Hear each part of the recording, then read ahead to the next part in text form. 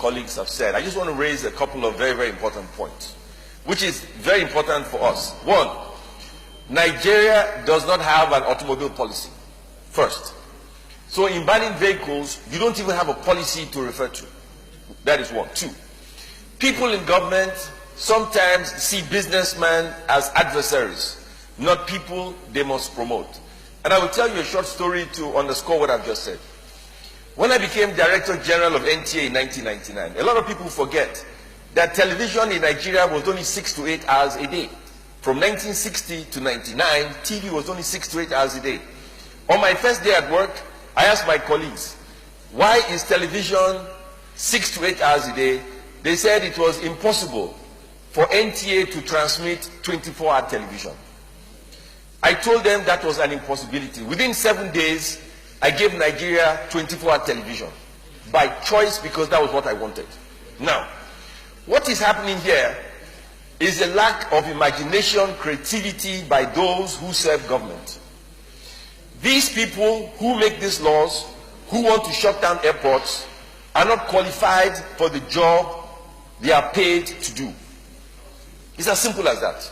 I think we are beating around the bush. So I want to appeal to President Muhammadu Buhari directly. Mr. President, the people that have been appointed to do these jobs are not qualified. I want to ask you, Mr. President, to please relieve them or redeploy them to other parts of government so private sector people can be employed to do what they are supposed to do. This government is not here to impoverish Nigerians, put people on the unemployment line, create poverty in the land, see importance of cars as competitors to their jobs. These individuals, I repeat, are not qualified to hold these positions. You cannot shut down the airport. You cannot stop cars coming into the country. We must address the issue. Who is at fault? If they are not qualified for the jobs they've been entrusted to do, then they must be relieved of that responsibility. You cannot tell me that if you have a border post, you cannot man the border post. What is the budget of customs? What is the budget of the Ministry of Aviation? I'll tell you a simple story. Take Muritala Mohammed 1. Muritala Mohammed 1 is nothing but a mall. Ask those who run that mall, how many square meters of space do you have? What is the revenue you generate? Why are lifts, escalators not working, toilets not clean?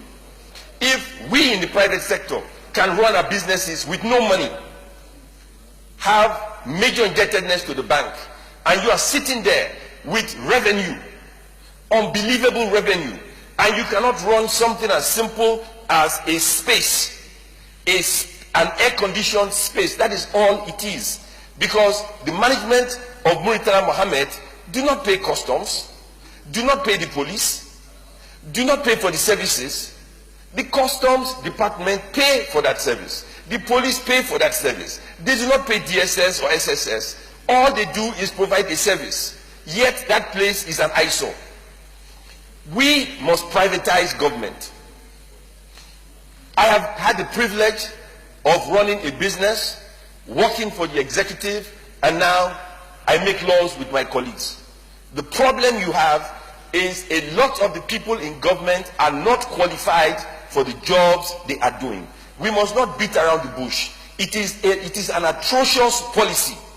But the issue is, President Buhari must understand that he has to relieve these people of these responsibilities.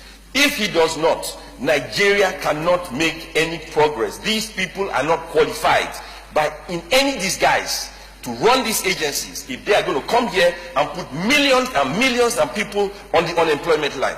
That is my submission. Thank you, Mr. President.